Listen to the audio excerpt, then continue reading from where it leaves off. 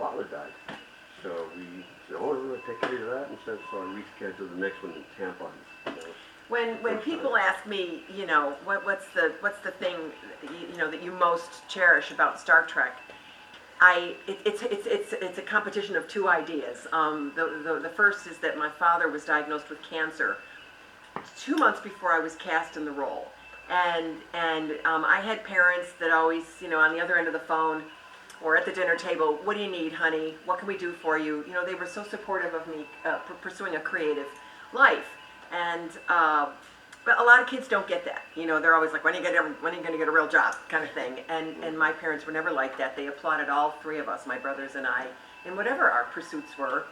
And so there was no gift more awesome than Star Trek and being cast in a major motion picture for my dad and for my whole family while we were, just gripped with this horrible situation and the grief. Star Trek was this like bright light, during it all, and something to look forward to. And my father lived long enough to see the film that June of 1984. He was diagnosed in June of 83. I was cast in August of 83. We shot the film late in 83. It didn't get all put together till June of 84, and he died in November of 84. Wow. So he lived long enough, and that was a beautiful gift.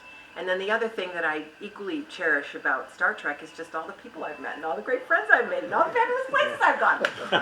So I mean, I pinch myself really, even now, 37 years later, that I get to come out and have fun with people and connect. I was debating whether to tell this story, but I had a unique honor a couple of months ago.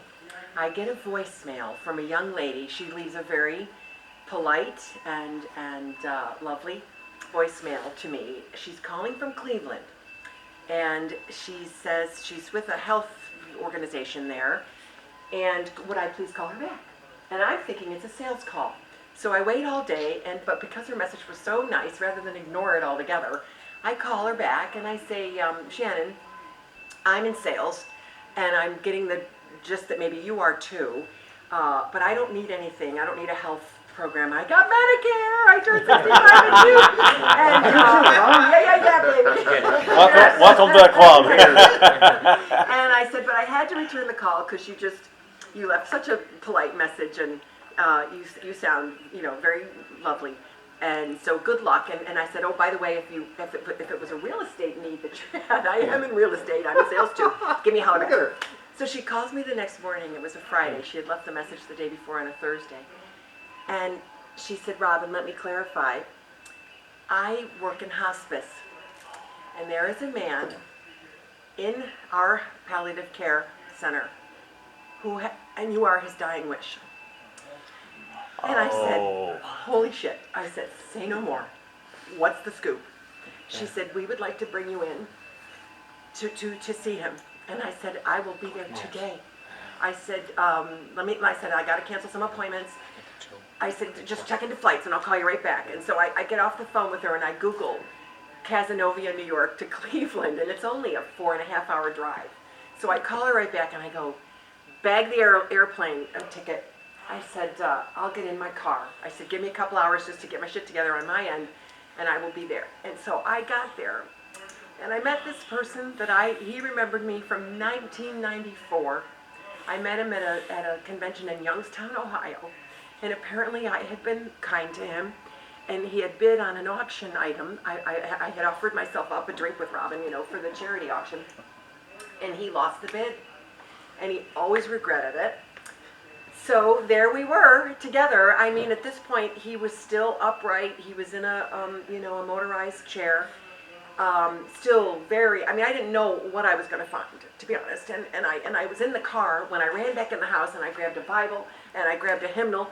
Not that I have opened a Bible in 30 fucking years, but I had a stack of them in the house, that belonged to family. It's a good prop. Right. And the hymnal, my mother was the church organist in the Whitesboro Presbyterian Church for 35 years, so I had a hymnal, right? And I thought, well, I'll sing him anything he wants to hear, right?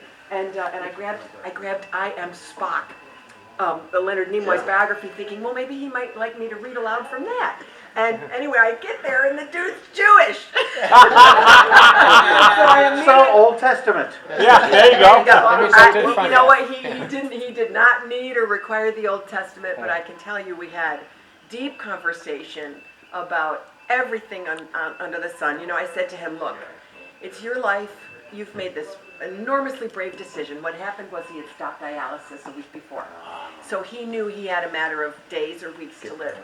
And at this point, he was still cogent and upright and you know, highly functioning. So we just talked about everything under the sun. I was with him Friday evening. We had a great not last meal, but he wanted corned beef and. Did you have a drink? We of course we had a drink. All right. We had a glass of wine with each other. The next day I went. I visited him all Saturday afternoon. I visited him Sunday morning for several hours, and then I got back in my car, and we talked every day until he died a week later. Wow. So that too is like, you know, you get these unexpected chances to engage with somebody on such a deep and profound level. And how else can you feel except just humbled and grateful that Star Trek does that. You know, it doesn't connect people on a superficial level. It goes much deeper, in my opinion. Well, anyway. turn around and look. I got to work with Grant. Oh, I'm yes. one of the boom guys Yes. here. And Grant died a year and a half ago of a brain aneurysm. Oh, And yes. we just knew him as Grant. Yeah. He's the guy to come here and hang out. Sometimes he'd have a gig someplace. Aw. So- Yeah. But to work with him, and then Michelle Nichols was here 2.5 years ago to do a documentary. 100 degrees. Wow. 100 degrees in this place. Wow. And Must what a have been April. sweet, wonderful, Yeah. talented Yeah. Yes. Yes. lady Yeah. at any time of her career. But here Yeah. she is with this nimbus of white hair, and she's sitting in the captain's chair, and Yeah. she's going, Bill Shatner got to sit here a lot, now it's my turn. Good for her. And she Yeah. just, you know, so, and again, to meet these people as human beings, Yeah. It's a privilege. and know And- that and the aura that you For know, us to meet you as human Well, beings, you know, I mean, it's a two-way street. Dan. you know, It's a two-way we're street. just silly volunteers who somebody got a great idea to build a starship, Yeah. you know, Cool. and we have fun here, and you are lucky enough to grace us Oh. as well. Yes, totally lucky. Oh my goodness, yes. And I was there when he had you on the speakerphone, and I'm going, oh my God, they're coming. She said yes. They were sitting outside. We were in between tours. I'm sitting there with Joe. We're at dinner, and Taylor, he's calling you up, and I'm just like, you just got Robin Curtis on speed dial? Oh my goodness, yes. This is a gentleman I trust with my, I don't know, what's precious, my embryos?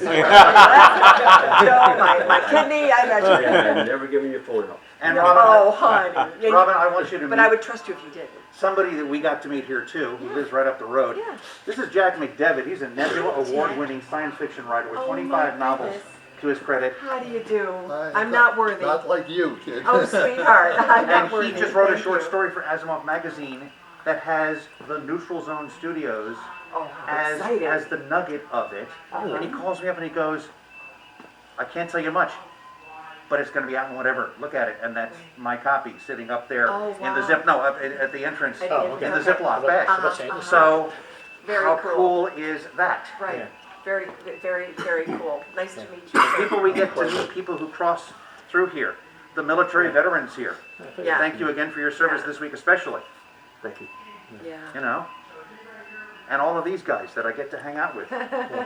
So are all of you volunteers, or did one of you come for the first time to the No. set today to do a tour? We volunteer. Volunteers. I was Okay, an cool. associate producer on Star Trek Continues also, Yeah. and I got to get blasted around as an Esper in that finale for Your Sword. Cool. Yeah. Been doing fan films, Star Trek wise, for 10, 12 years. Yes. Worked Up there. up there. there. You know, Yeah. That's where I met him. that's Up there, up there. You know, the That other, part that The other guy. the other That's guy Chasing we've Your been Heart. Oh, before. yes. That we don't talk You about you can name much. it. It's Well, okay. we don't do that. We try not. We try to avoid Try it. not, you know, but They don't promote shoot Elvis up there down here. anymore. We are Yeah. persona She non films here, grata. So we migrated here because I've known Ray for a long time. So. In fact, that view screen we just finished in May, and literally we're still doing touch-up during a fan appreciation weekend. Okay, cool. So, because we Yeah. wanted to finish the bridge Right. to make it look cool.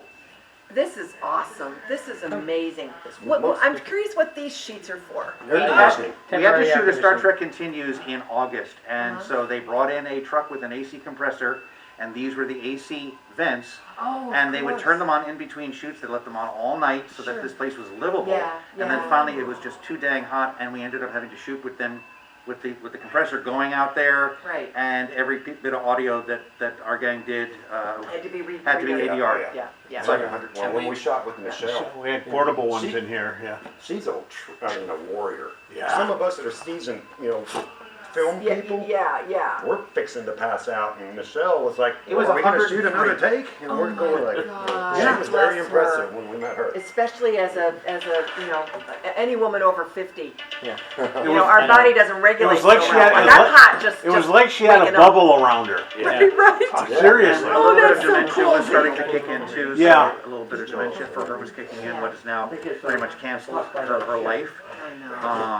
But we had a prompter running, and when the prompter was on, Don't worry about it. She nailed it. Nailing it. She nailing it. never missed a beat. Yeah, she's You make me think of. Did you guys watch the recent 60 Minutes episode with Tony Bennett and Lady Gaga? Oh yes. And he walks out on stage and says, Lady Gaga, like he hadn't said her name in weeks or months, whatever, in rehearsals. And yeah, he was right there for the audience with all the words, all the Yeah. songs. It's Yeah. like interesting how the What mind works. Yeah. So Probably Nichelle muscle must have memory. been, like she was in her element. Exactly. Oh, you know yeah. what I see mean? hers In that exactly. moment. When she would hear action, Like you it said, was a bubble. Focus, yeah.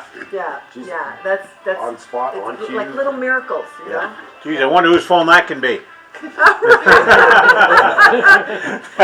not the Army song. I was gonna say it's obviously somebody who was in the Coast Guard. Yeah. Oh. I was thinking Well, Air thank Force, you for right? volunteering, everybody. My goodness. To the ring with you. To the ring with you, mate. Because he didn't say Space Force. Well, like you're saying, it's a Spaceballs. whole family. We've Yeah. all met each other and worked with each other for at least 2, 3, 4 years, and some of us longer. And Yeah. So now who has come down from upstate New York? Upstate New York. You flew down? No, drove. I drove out to he drove Oklahoma to City, pick me picked up him in up. Oklahoma City, Oh. and then we drove from Jeez. Oklahoma. Not even a straight shot. Have I You realized said Cazenovia? Is that where you live? Cazenovia, yeah, southeast Oh, my of goodness. Syracuse.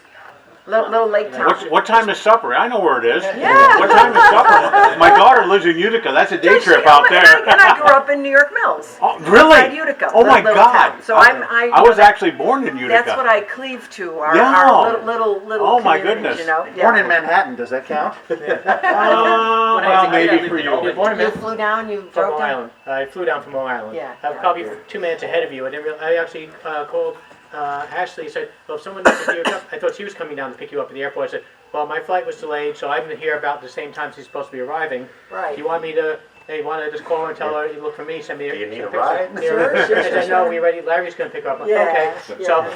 I pull into here, and I was looking at the checkout counter for a minute, and you walked in the door behind me. I'm like, well, you must have been a luggage claim right behind me. Exactly. Yeah. I offered it up, but I guess. I was actually taking a look around, going, is he around here anywhere? You know, but yeah, I came down from Long Island. Yeah. Where on Long Island? Out in Iceland.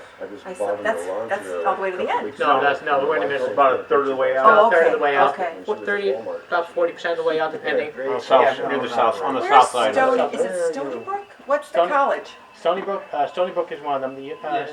Stony Brook's out there, a little bit farther out than A me. little yeah. further out. Okay. A little farther out, My and a parents little once bit there north, yeah. 1,000 years ago. Yeah, towards the Good South Lord. Shore. Yeah. But I still MacArthur Airport is 10 minutes from my house, so it's like I just drive there, park as a resident, so to get on and hop on Southwest and fly down, you know. Because Yeah. Two stop, but people are like, well, why don't you go for one stop? For that fighting into Kennedy, you know, hour and a half to drive into Kennedy. Should be 40 Yeah. minutes, but you know New York traffic. Yeah, when you live in